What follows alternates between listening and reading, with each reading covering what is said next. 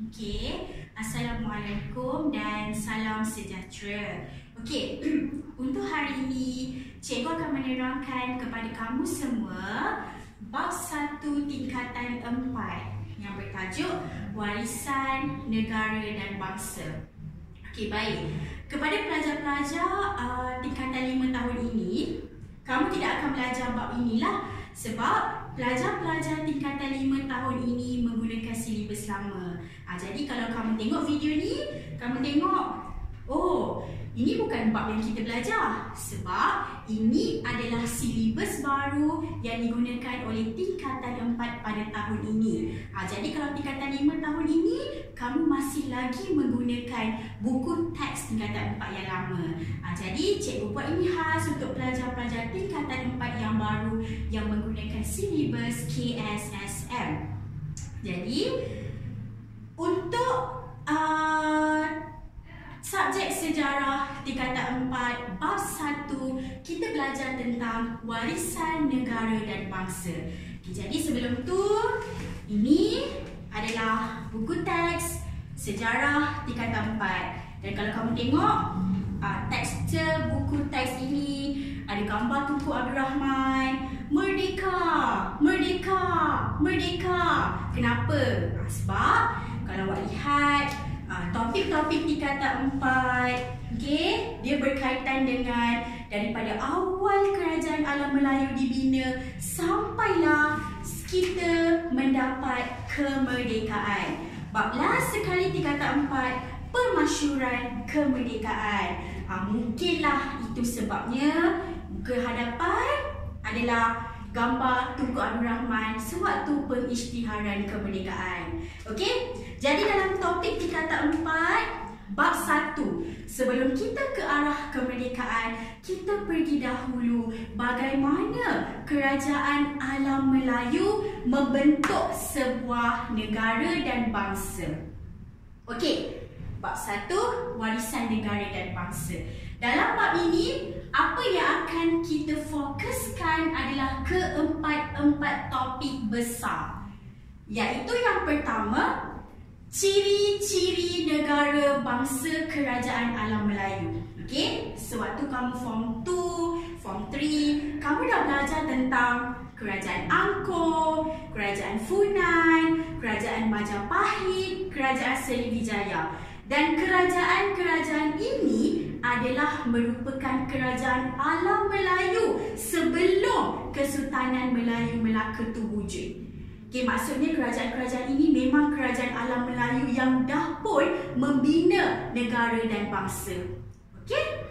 Jadi, kita tengok yang pertama, ciri-ciri negara bangsa kerajaan alam Melayu. Okay? Bila kita cakap tentang kerajaan alam Melayu, kita bercakap tentang kerajaan daripada abad pertama sampailah abad ke-16.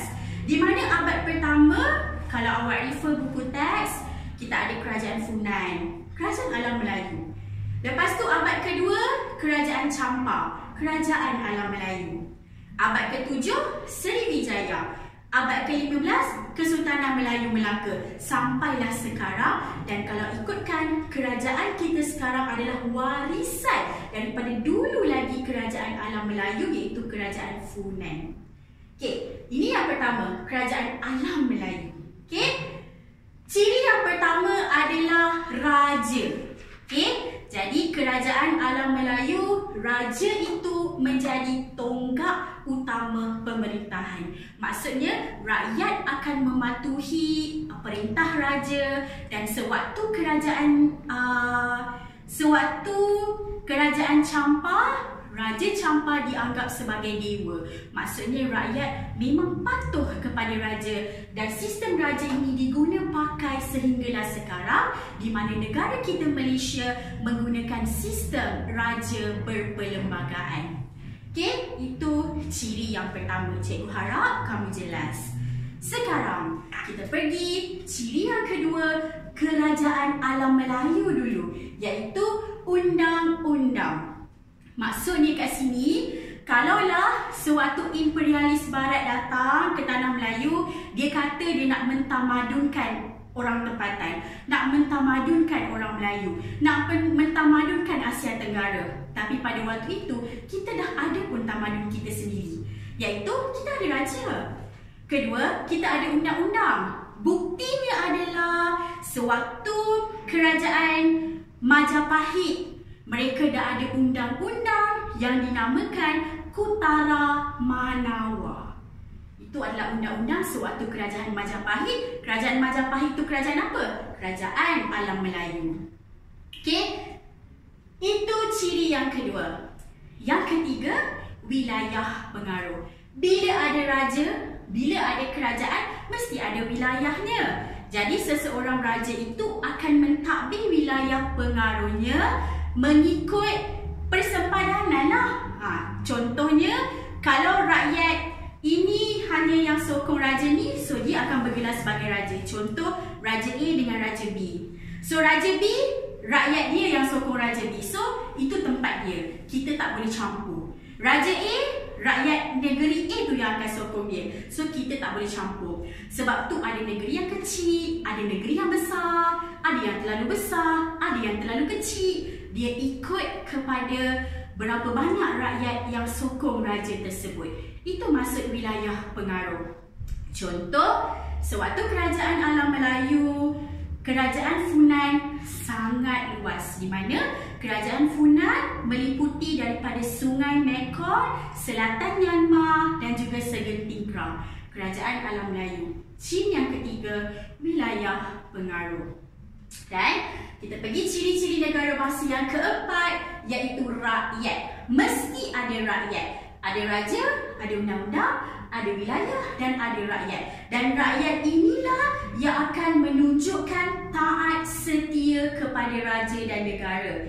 Okey, contoh, sewaktu kerajaan Sriwijaya, cara rakyat menunjukkan taat setia mereka adalah dengan meminum air sumpah dan ada upacara dia tersendiri. Maksudnya dekat sini, ini adalah keempat-empat ciri negara bangsa kerajaan Alam Melayu yang diguna pakai sehinggalah Kerajaan Kesultanan Melayu Melaka. Ciri-ciri negara bangsa kerajaan Alam Melayu, cikgu harap kamu dah jelas, ada 4 ciri. Cikgu dah terangkan kesemuanya, semua dalam buku teks, okey? So, kalau awak tengok dekat kedai-kedai buku dan sebagainya kan, tak banyak keluar buku-buku rujukan silibus baru. Jadi kita bergantunglah dekat buku teks. Buku teks ini pun dah merangkumi semuanya. Terpulang kepada kamu bagaimana kamu nak ringkaskan dan bagaimana kamu nak faham kronologi cerita lah. Okey? Yang kedua, baru kita pergi kepada Kesultanan Melayu Melaka. Okey? Di mana selepas kedatangan Islam ke Asia Tenggara, raja bertukar menjadi sultan. Nama raja tak guna pakai dah lah, kita tukar kepada sultan sebab kedatangan Islam, pengaruh Islam tersebar di Asia Tenggara, terutamanya di tanah Melayu pada waktu itu. Jadi, ada 6 ciri negara bangsa Kesultanan Melayu Melaka. Di Kerajaan Alam Melayu, kedua kita pergi Kesultanan Melayu Melaka. Yang pertama, kerajaan. Okey, jadi kerajaan dia muncul disebabkan adanya raja. So raja akan ada wilayah pengaruh dan raja di situ akan membentuk sebuah kerajaan. Dan pada zaman Kesultanan Melayu Melaka, dalam kerajaan mereka mengamalkan sistem pembesar 4 lipatan. Okey, di mana dalam sistem pembesar 4 lipatan, 3 segi ini, yang atas adalah sultan sebagai ketua. Seterusnya bendahara. Bendahara adalah ketua pentadbir. Okey, bendahara adalah ketua pentadbir dan tugas bendahara sama dengan tugas Perdana Menteri sekarang. Yang ketiga, 4 lipatan kan? Lipatan yang pertama, lipatan yang kedua, lipatan yang ketiga adalah penghulu bendahari. Jadi penghulu bendahari ini dia bertanggungjawab dalam urusan perbendaharaan. Urusan perbendaharaan ini maksudnya urusan kewangan. Jadi tugas dia bersamaan dengan Menteri Kewangan pada zaman sekarang. Okey? Dan juga lapisan yang keempat, Temenggung dan Laksmana. So Temenggung tugasnya menjaga keselamatan, Laksamana tugasnya menjaga perairan. Jadi kalau ikutkan zaman dulu, jalan utama kita adalah laut. Jadi bila jalan utama kita adalah laut, perlu untuk Laksamana dan pembesar-pembesarnya menjaga keselamatan di laut. Sebab jalan raya tak ada lagi kan? Jadi pencerobohan, lanun-lanun memang ada di laut. Peperangan pun boleh berlaku di laut juga. Okey? Habis dekat kerajaan, di mana kita mengadakan ataupun Kesultanan Melayu Melaka buat sistem pembesar 4 lipatan. Sekarang kedua, ciri yang kedua, rakyat. So, dalam rakyat, dalam Kesultanan Melayu Melaka itu ada dua lapisan. Okey? Okey, sekejap cikgu ambil marker dulu.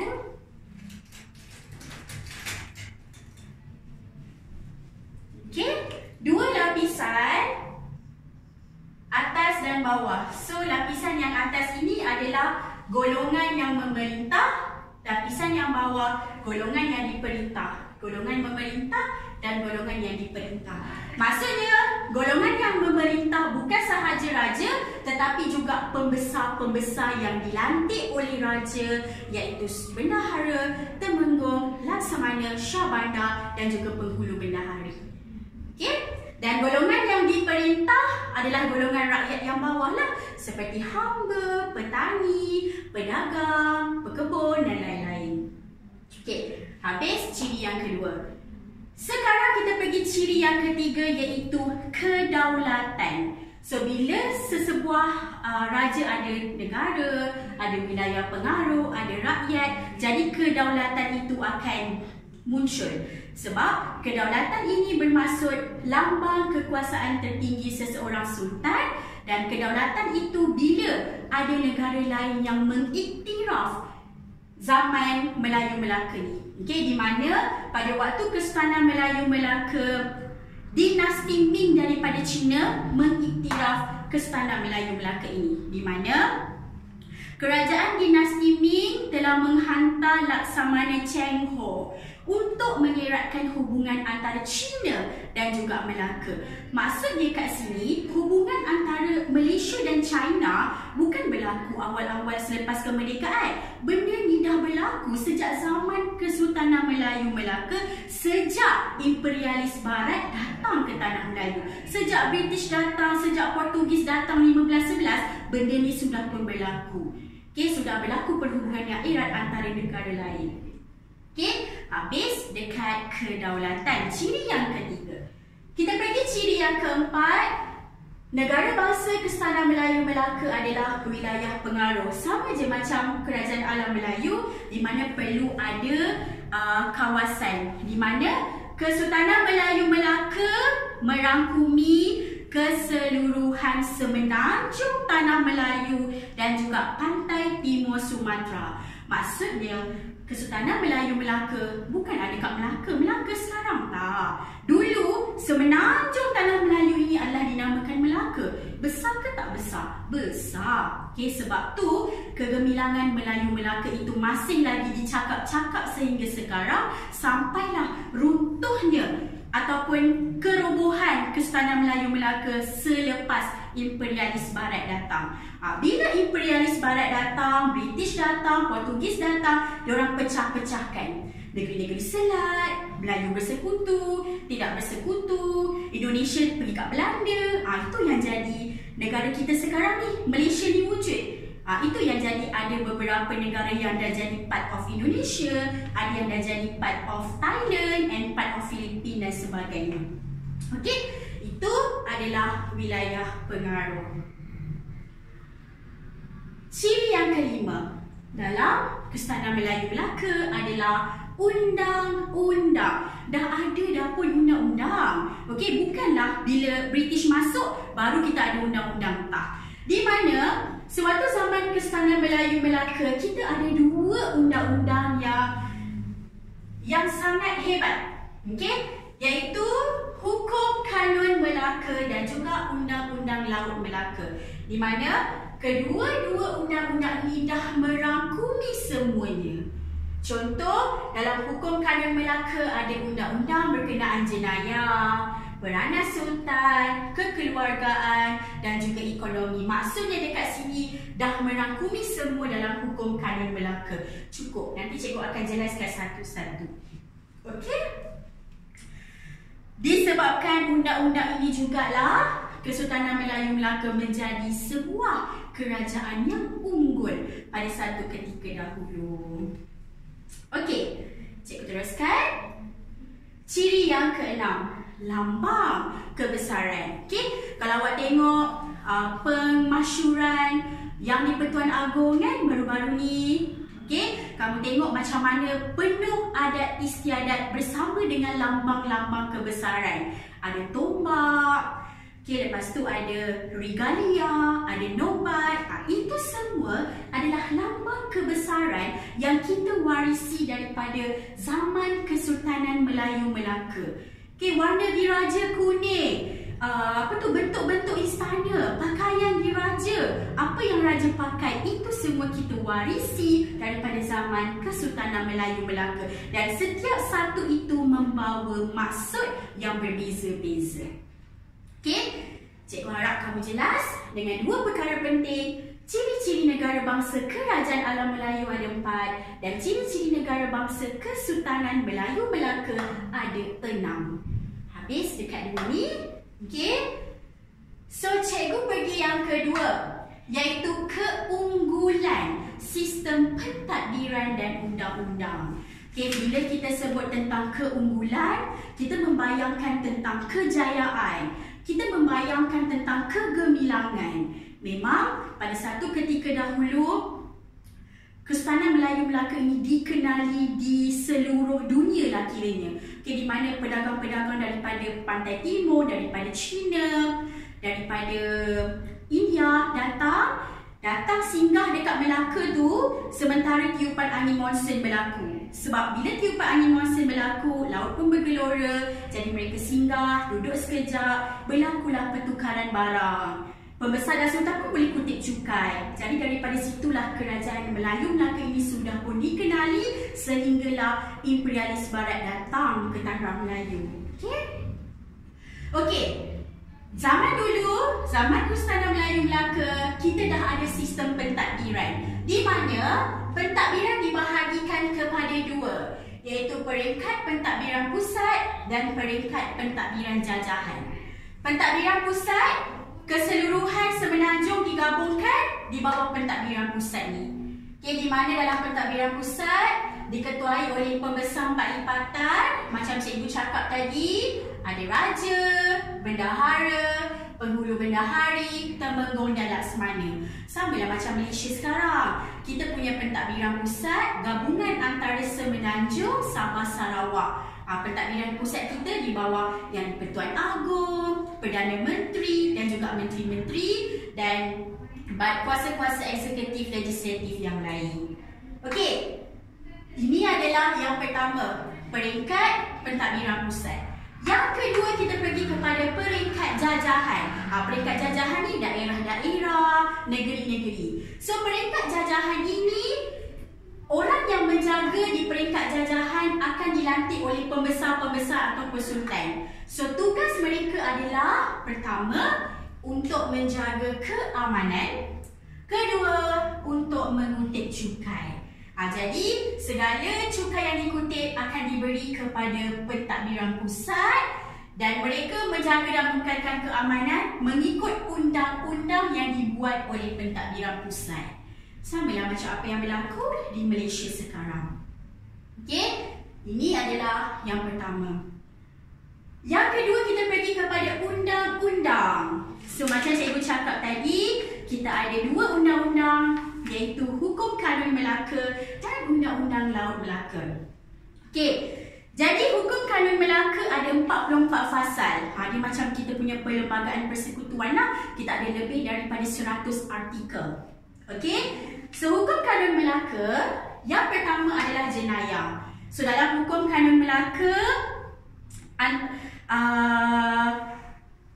telah dibuat undang-undang berkenaan dengan jenayah. So sekiranya kamu membunuh, sekiranya kamu mencuri dan sebagainya, dah ada dah fasal-fasal. Fasal ni macam akta dalam hukum kanun Melaka berkenaan dengan hukuman yang akan diberikan. Dan dalam hukum kanun Melaka, biasanya perbuatan yang kamu buat tu akan diberikan balasan yang setimpal. Contoh, jika kamu membunuh orang, kamu akan dibunuh semula. Itu adalah dalam hukum kanun Melaka berkenaan dengan jenayah. Yang kedua, dalam hukum kanun Melaka, fasal 1 dah dijelaskan dah berkenaan dengan tugas sultan, tugas bendahara, tugas penghulu bendahari dan sebagainya. Supaya apa? Supaya pentadbiran itu berjalan dengan lancar dan tiada campur tangan antara kuasa masing-masing. Maksudnya, kalau awak sebagai pembangun laksamana, awak jaga keselamatan. Awak tak perlu campur tangan berkenaan dengan urusan kewangan. Sebab dalam hukum kanun Melaka dah diterangkan tentang tugas-tugas pembesar-pembesar, sultan dan sebagainya. Sama juga apa yang berlaku di Malaysia sekarang dalam perlembagaan persekutuan sudah dijelaskan tentang kuasa agung, kuasa Perdana Menteri dan sebagainya. Okey? So, kita dah, hukum kanun Melaka kita dah habis. Yang pertama dah, peranan sultan dan pembesar dah. Ketiga, dalam hukum kanun Melaka juga ada diberi perhatian berkenaan dengan undang-undang keluarga. So, undang-undang keluarga ni lebih kepada berkenaan dengan hal perkahwinan. So, kalau berkahwin tu perlu ada berapa saksi dan sebagainya lah. Sebab pada waktu ini Islam mula tersebar dan kebanyakan majoriti dah menganut agama Islam. Sebab sultan pun beragama Islam. Jadi sultan ni biasanya mempengaruhi rakyat. So tengok sultan pun menganut agama Islam, kita pun automatik akan menganut agama Islam lah pada waktu itu. Dan yang keempat, dari segi ekonomi. Dari segi ekonomi, tentang undang-undang jual beli, undang-undang urus niaga, tentang cukai, semua dah ada dekat dalam hukum kanun Melaka. Okey? So, cikgu dah habis dekat undang-undang yang pertama. Sekarang, kita pergi yang kedua, Undang-Undang Laut Melaka. Sebab pada waktu itu, jalan laut merupakan jalan utama. Dan memang Selat Melaka pada waktu itu kedudukannya sangat strategik lah. Okey, yang pertama, dalam Undang-Undang Laut Melaka, ada dinyatakan peranan nakhoda. So, nakhoda ini merupakan ketua pelayaran. Okey, so nakhoda ni merupakan raja dalam pelayaran. Jadi dalam Undang-Undang Laut Melaka ada dinyatakan tugas-tugas dan peranan nakhoda. Okey, kedua, Undang-Undang tentang pelayaran. Okey, di mana dalam fasal 9 sebagai pelayar, tugas pelayar dia mestilah seorang yang arif dan tahu tentang selok-belok dan mestilah tahu tentang kedudukan arus angin dan sebagainya. Okey? Alright. Sekiranya berlaku pelanggaran, pelayar itulah yang akan dihukum bunuh. Sebab dia sepatutnya dia kena tahu. Tapi dia tak tahu dalam hukum ini sekiranya berlaku pelanggaran dan sebagainya, maka dia akan dihukum bunuh lah mengikut Undang-Undang Laut Melaka. Okey? Juga jenayah. Dalam Undang-Undang Laut Melaka, jenayah pun boleh berlaku sewaktu pelayaran. Seperti jenayah mencuri, membunuh dan juga memberontak. Jadi, menurut fasal 5 Undang-Undang Laut Melaka, seseorang yang berkelakuan jahat di atas kapal, maka orang itu akan dihukum mati. Okey? Dan akhir sekali percukaian. Okey? Contoh dalam fasal 6, sesiapa yang ingin menumpang. Contoh kalau nakhoda tu berhenti dekat sesuatu tempat, ada yang ingin menumpang, dia perlu membayar cukai. Itu adalah Undang-Undang Laut Melaka. Terdiri daripada 4: peranan nakhoda, pelayaran, jenayah dan percukaian. Okey, cikgu harap kamu jelas. Kita dah pergi kepada ciri-ciri negara bangsa kerajaan alam Melayu, Alam Melayu Melaka. Yang kedua, keunggulan sistem pentadbiran dan undang-undang, pentadbiran pusat, peringkat jajahan. Lepas tu undang-undang pula kita ada 2, hukum kanun Melaka dan Undang-Undang Laut Melaka. Akhir sekali dekat bab 1, peranan pemerintah dan rakyat. Okey, macam cikgu cakap, kita ada dua lapisan. Golongan yang memerintah dan golongan yang diperintah. Okey. So, golongan yang memerintah terdiri daripada sultan, pembesar. Okey, lepas tu kita ada juga sultan, pembesar, kerabat diraja dan juga alim ulama. Itu adalah golongan yang memerintah. Dan juga lapisan yang kedua, kita ada golongan yang diperintah, terdiri daripada nelayan, hamba, hamba raja, petani, tukang, peniaga. Okay, jadi golongan yang diperintah ini perlu mematuhi segala peraturan dan undang-undang yang dibuat oleh golongan yang memerintah. Okey. Okey, jika kamu lihat dalam buku teks, okey, jangan lupa untuk sentiasa kamu scan QR code. Okey, contoh di muka surat 4, kalau kamu scan QR code ni, okey, kamu akan dapat tahu tentang sejarah ringkas kerajaan Funan, Sriwijaya. Sekurang-kurangnya kamu dapat lebihan ilmu. Sebab apa yang cikgu cakap ini memang semua yang terkandung untuk bagi kamu lebih faham. Tetapi untuk kamu dapat ilmu yang lebih dan sebagainya berkenaan dengan sejarah, better kamu cari extra information supaya kamu dapat sesuatu tu dia dapat cukup. Tak dapat sikit-sikit macam itulah.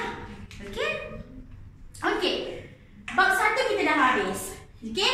Jadi itu sahaja untuk bab 1 warisan negara bangsa. Cikgu harap kamu jelas dan faham. Dan sekiranya ada persoalan dan soalan-soalan yang ingin dikemukakan, bolehlah kamu tulis di ruangan komen. Okey, nanti kita sambung bab seterusnya, bab 2 selepas ini. Terima kasih kerana mendengar. Assalamualaikum.